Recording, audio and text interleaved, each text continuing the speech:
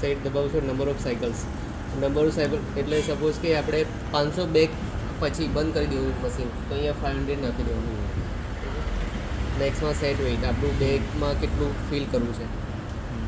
Okay અને course weight આ first speed ક્યાં સુધી ચલાવી છે.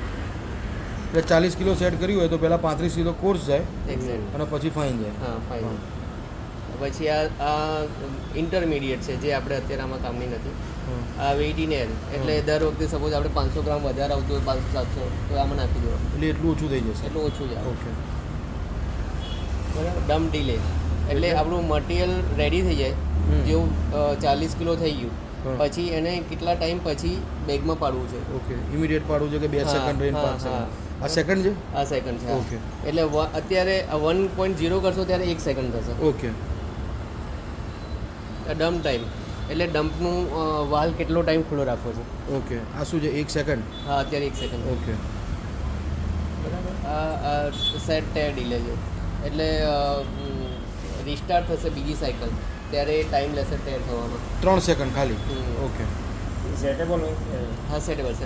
બધું સેટ થશે ને એરો. રિસ્ટાર્ટ ટાઈમ એટલે આપણે ઓટોમાં ચાલીએ બરાબર એટલે ક્લેમ ખુલી ગયો ક્લેમ ખુલીને પછી એક ટાઈમ જોઈએ બેગ લગાવવા માટે એ આ ટાઈમ છે સાયકલ રિસ્ટાર્ટ ટાઈમ.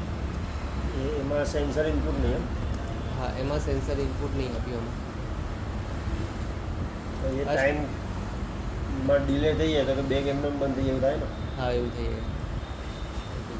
અત્યારે આ રીતે આપે છે પણ એ તો શું મેન્યુઅલ સ્પીડમાં માણસને આદત પડી જ ગઈ વધારે. હા સેટ ડેસિમલ છે એ ખાલી 1 ટાઈમ સેટ કરવાનું છે. આમાં શું સેટ લોડ આમાં 20.00 છે એટલે 20.000 કરો તો અહીંયા 3 કરી દેવાનું. એટલે 20 kgની બેગ. હા 20 kg. આ જનરલી 2 જ રાખીએ છીએ અમે. ઓકે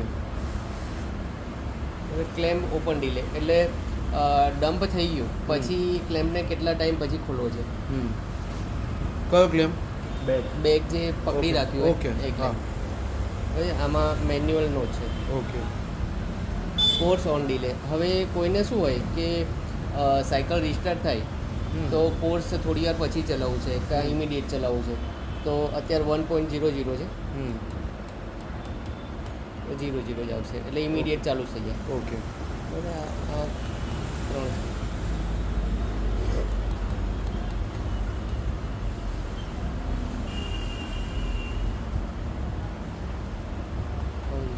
અને છેલ્લે છે પાસવર્ડ એક એલિવેશન માટે છે. ઓકે